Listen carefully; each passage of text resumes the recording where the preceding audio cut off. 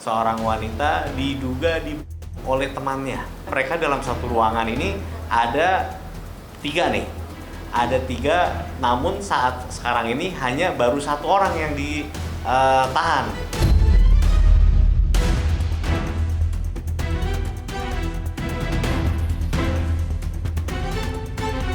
Yang kami lagi pertanyakan ini adalah apa motif dari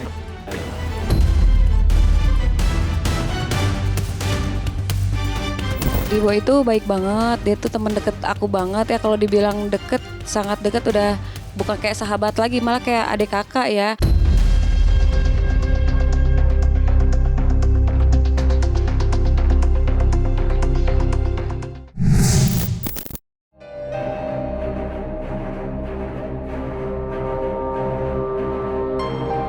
Lagi dan lagi seluruh jagat maya dihebohkan dengan sebuah kisah pilu tentang kejadian nahas yang menghilangkan nyawa seorang wanita.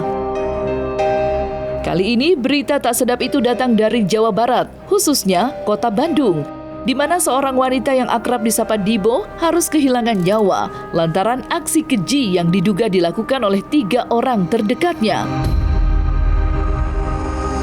Yang mencolok perhatian, kejadian ini diduga sempat ditutup-tutupi oleh para pelaku. Yang mana para pelaku berkilah jika sang korban kehilangan nyawa lantaran terkena begal. Sebelum akhirnya semua terbongkar tak tersisa. Walaupun begitu, pihak keluarga nampaknya masih digelayuti kekecewaan. Bagaimana tidak, dari ketiga terduga pelaku yang sudah ditetapkan menjadi tersangka, baru 1 orang yang ditahan oleh pihak kepolisian. Lantas seperti apa pihak kuasa hukum keluarga korban menanggapi hal itu? Jadi ada seseorang yang meninggal di kota Bandung, ya. Ini seorang wanita. Seorang wanita diduga oleh temannya, gitu loh, ya. Yang berjumlah saat kejadian itu ada mereka ini berkumpul 4 orang. 1 jadi korban. Artinya mereka dalam satu ruangan ini ada 3 nih. Ada 3, namun saat sekarang ini hanya baru 1 orang yang ditahan, yaitu yang diduga melakukan di lehernya. Yang kami lagi pertanyakan ini adalah apa motif dari ini. Lalu yang kedua, bagaimana tentang status tersangka-tersangka yang lain yang kedua ini, gitu loh. Kenapa mereka tidak ditahan? Karena sepengetahuan kami dari bahan keterangan Tehani dan ada juga rekaman pengakuan dari tersangka ini bahwa mereka ini tidak ada dalam satu ruangan yang sama pada saat tindakan ini terjadi, gitu loh. Nah, kami rasa mungkin ada keterlibatan dari kedua kawannya ini, gitu loh. Ini menjadi pertanyaan besar kami dari LBH Ilumni Eva Unpad. Bagaimana mungkin katakanlah orang-orang yang disangkakan turut serta melakukan suatu tindakan, ya, 1-nya ditahan, 2-nya tidak. Demi kejelasan perkara ini, saya rasa secara bijaksana seharusnya teman-teman penyidik itu melakukan penahanan ketiganya. Apalagi ada fakta, kalau kita bisa melihat kepada fakta yang terjadi di lapangan, bahwa pada saat tanggal 8 tersebut keluarga mengetahui korban ini meninggal, para ketiga tersangka ini tidak mengakui perbuatannya, bahkan berusaha menutupi tindak pidana yang terjadi dengan melakukan serangkaian kegiatan yang terstruktur seperti membersihkan darah, membuang pisau. Itu kan keterangan-keterangan yang kita dapatkan seperti itu.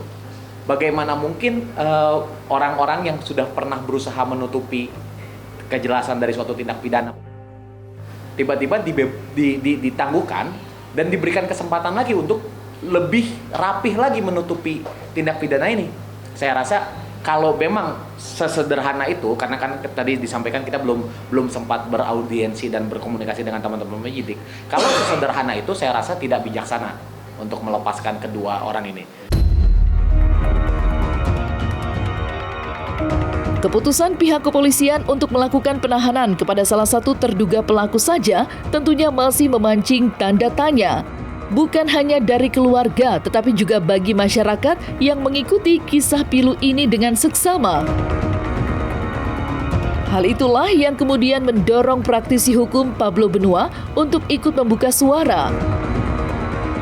Lantas, seperti apakah Pablo Benua menyikapi keputusan ini?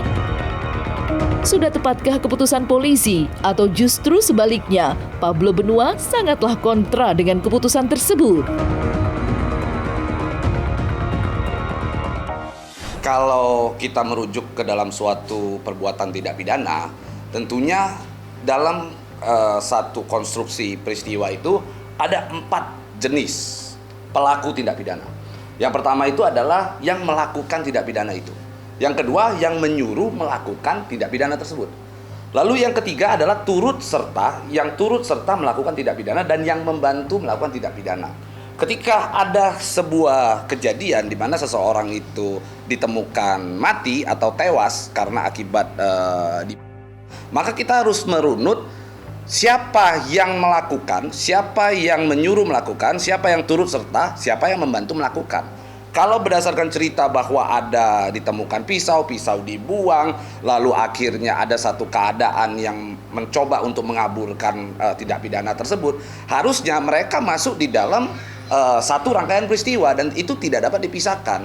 Sehingga kalau disampaikan bahwa ada 2 orang yang ditangguhkan, maka perlu dipertanyakan, ada apa dengan penyidik? Jangan-jangan masuk angin. Jangan-jangan penyidik ini sudah ada sudah ada satu keadaan yang membuat akhirnya oknum penyidik membebaskan atau menangguhkan 2 orang di antara 3 terduga tadi kan, begitu kan? 3 tersangka bahkan. Apalagi sudah ada penetapan status tersangka yang melekat, tidak ada alasan untuk agar 2 orang tersebut ini baik secara objektif maupun secara subjektif untuk ditangguhkan. Tegas, Pablo Benua menyuarakan kekecewaannya. Layaknya tim kuasa hukum keluarga korban, Pablo menilai tidak ada sedikit pun aspek objektif dan subjektif bagi kepolisian untuk melakukan penangguhan penahanan terhadap 2 tersangka lainnya. Kekecewaan ini pun semakin terasa pedih lantaran keluarga mengantongi sebuah rekaman video berisi pengakuan langsung dari para tersangka. Di mana di dalam video tersebut para tersangka mengakui secara jelas semua perilaku yang mereka lakukan. Lantas seperti apa penjelasan kakak korban terhadap asal-muasal adanya video pengakuan itu?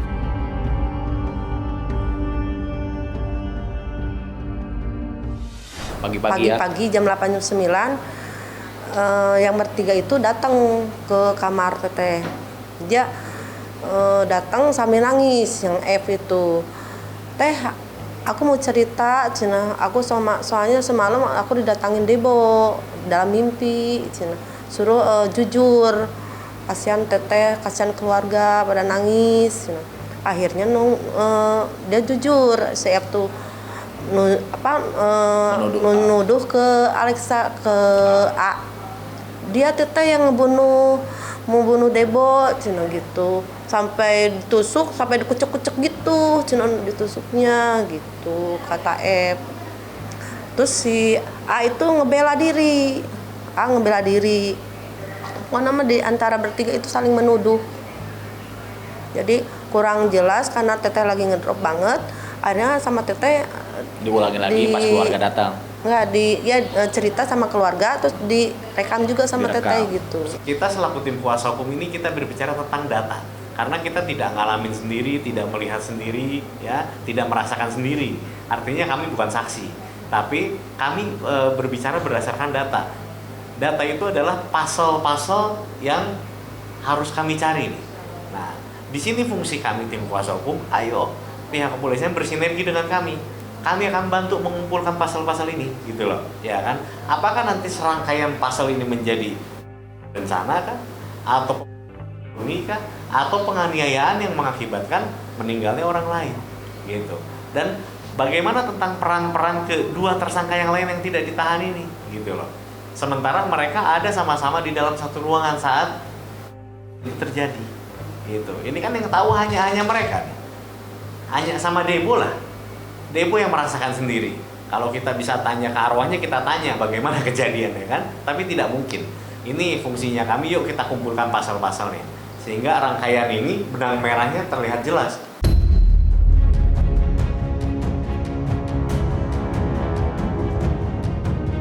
Kejanggalan yang ditemukan kuasa hukum keluarga korban tidak berhenti sampai di situ saja. Pasalnya, telah diketahui pula jika ketiga tersangka sempat melakukan siaran langsung media sosial pada waktu yang diduga berdekatan dengan kejadian nahas itu. Dan tak kalah mengherankannya lagi, ketiga tersangka digadang-gadang melakukan siaran langsung itu dengan menggunakan akun media sosial milik sang korban. Lantas, seperti apa pihak kuasa hukum menanggapi peristiwa ini? Serta mungkinkah pula pihak kuasa hukum menduga jika para tersangka telah melakukan upaya membangun alibi?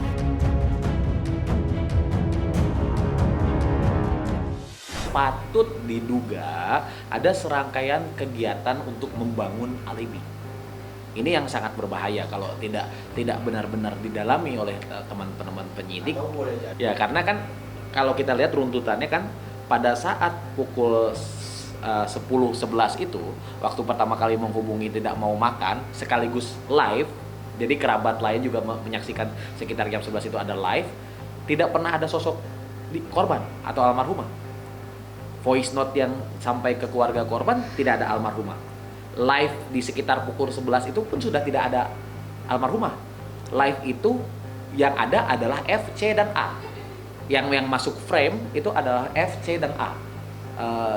Almarhumah tidak masuk frame walaupun live-nya menggunakan akun TikTok almarhumah. Nah, ini yang paling cukup menariknya. Mereka bertiga kawan-kawan ini yang ada di dalam satu ruangan. Mereka live menggunakan akun korban. Kenapa harus pakai akunnya korban? Ya kan? Nah, ini yang mungkin ayo kita sama-sama angkat. Kenapa tidak pakai akun sendiri? Kenapa harus pakai akunnya korban? Atau kenapa korban tidak diikut sertakan masuk? Atau tambahannya itu, Ya kan? betul. Kenapa? Korban tidak diikut sertakan? Ini menjadi banyak sekali kejanggalan-kejanggalan, pertanyaan-pertanyaan besar ini banyak sekali, Bang. Gitu di pihak kami tim kuasa hukum. Lagi-lagi kalau kami tim kuasa hukum kan berbicara tentang data ya. Sama mungkin seperti rekan-rekan media, kenapa nggak pakai akunnya si F aja? Kenapa nggak pakai akunnya si C aja? Kok harus pakai akunnya Dipo?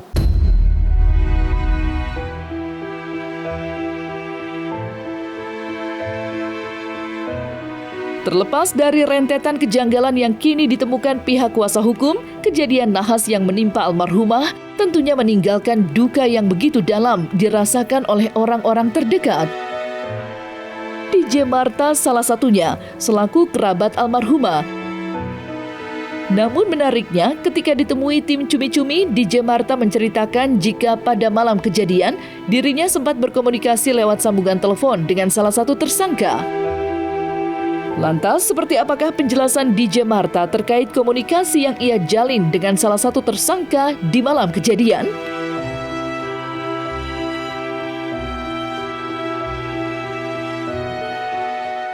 Pas ada kejadian itu aku kaget karena yang menghubungi aku duluan kan itu si Cume yang dari 3 orang itu, Cume yang rambutnya pendek itu. Dia bilang sama aku, "Kak, Dibo udah nggak ada kemana?" Aku pikir kemana ya, karena kan memang mereka tuh kemana-mana selalu berdua. Nggak ada kemana, awalnya bilang ditusuk, terus gak lama dibegal di jalan. Aku bilang dibegal, "Ah, kamu serius bercanda ya kamu?" Aku bilang, "Enggak Kak, nggak bercanda, dikirimlah foto yang di rumah sakit yang ditutup itu tuh udah ditutup." Aku bilang, "Astagfirullahaladzim," aku bilang, "kamu ada ini enggak dibegal sama siapa, tapi udah ketangkep belum?" Katanya. Terus kamu ada ini enggak sih kayak apa ya, ada orang enggak sih ya, mantan Dibo ya, mantan almarhum atau mantannya temannya almarhum yang kamu curigain gitu? Nggak ada, langsung jawab gitu. "Kamu emang di mana? Tumben kamu biasanya bareng," aku bilang. Terus kata dia, "Aku lagi di toilet, lagi ngurusin cewek aku mabok." Terus tiba-tiba pas buka pintu, Kak Dibo darahnya udah banyak, terus udah pucat katanya. Aku bilang gini, "Hah? Ke kosan? Masa dibegal di jalan terus dia bisa-bisanya ke kosan dulu?" Iya bener nggak? Ke kosan dulu mau ngapain? Dia kalau misalnya tahu berdarah pasti ke rumah sakit, nggak mungkin dia ke kosan yang jaraknya jauh gitu. Terus aku bilang lagi, bener deh itu kamu. Enggak, dibegalnya di depan kosan. Beda lagi kan ngomongnya, di depan kosan dibegalnya. Oh, aku bilang terus gimana? Iya dibegal. Kok aneh ya, kamu bohong ya? Aku bilang enggak, beneran Kak dibegal katanya. Kok kayak gak percaya aku dibegal. Aku bilang kayak gak percaya deh aku dibegal. Bener Kak dibegal. Udah di situ udah hilang komunikasi. Besoknya baru aku dikasih tahu sama temen.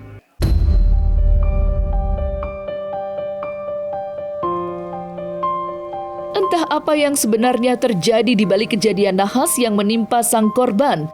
Di usianya yang masih terbilang muda, ia harus kehilangan nyawa dengan cara yang begitu menyesakkan dada. Hal itulah yang kini membuat DJ Martha terus memanjatkan doa agar para pelaku bisa mendapatkan hukuman yang setimpal. Pasalnya, sang korban bukan hanya sekedar teman bagi DJ Martha. Lebih dari itu, dirinya sudah dianggap bak saudara sendiri oleh DJ Martha. Lantas, seperti apakah sosok almarhumah di mata DJ Martha? Dibo itu baik banget, dia tuh teman deket aku banget ya. Kalau dibilang deket, sangat deket, udah bukan kayak sahabat lagi, malah kayak adik kakak ya. Karena apa-apa dia suka nasehatin aku juga sama suka nasehatin dia kalau ada apa-apa. Kita sih selaku teman-temannya Dibo sama keluarganya almarhum Dibo juga pengennya sih minta keadilan ya, biar maksudnya ini gimana di media, di semua media dirilis 3 tersangka, sedangkan yang dikeluarkan, yang dirilis malah yang di depan media itu 1 orang. Yang 2 mana? Yang 3 tersangka terus yang 2 mana gitu. Pengennya sih kita ya minta keadilan. Kalau memang yang 2 itu bersalah, karena kan memang sebelum ngobrol sama polisi pun sudah ngobrol sama pihak keluarga. Memang itu dia salah, dia mengakui gitu. Kenapa nggak ditahan gitu? Kenapa dilepaskan gitu? Padahal kan awalnya sudah di BAP, sudah ditangkap gitu, sudah dibawa ke Polres Bandung dari Ciamis itu. Kenapa nggak diproses gitu? Malah yang 1 yang diproses.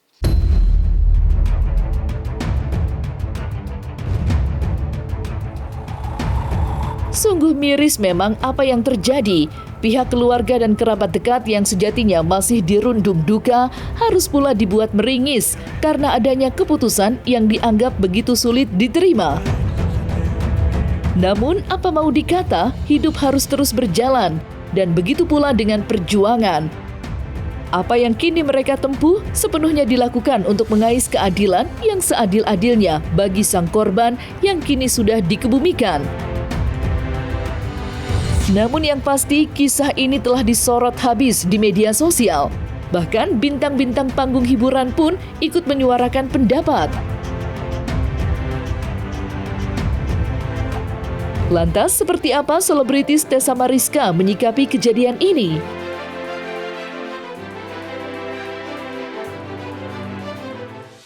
Kan ada lagu-lagu yang apa tuh, lagu bayar-bayar itu ya. Mungkin gara-gara itu viral jadi kesorot gitu ya. Ya saya yakin, apalagi saya kan keluarga dari anggota juga. Saya yakin polisi bekerja dengan profesional. Ini mungkin ada oknum ya. Ada oknum yang mungkin dengan lagu yang viral-viral kemarin, bayar polisi ya. Tidak semua polisi begitu, tapi mungkin ada oknum. Nah, saya minta dalam kasus, mohon sejelas-jelasnya, seterang-terangnya, supaya ini udah dipantau netizen, sudah dipantau masyarakat gitu. Sudah dipantau masyarakat. Jangan sampai lagi gara-gara oknum, nama yang seperti lagu viral itu polisi bayar, takutnya nanti begitu disangkakan. Kan kasihan yang lain yang kerjanya benar, yang sesuai job desk dan SOP-nya yang benar. Gitu loh. Jangan gara-gara satu oknum mengistimewakan yang seperti sekarang ada bilang istilah siram, ada sebelah apa, istilah apa. Jangan gara-gara 1-2 orang rusak citra polisi.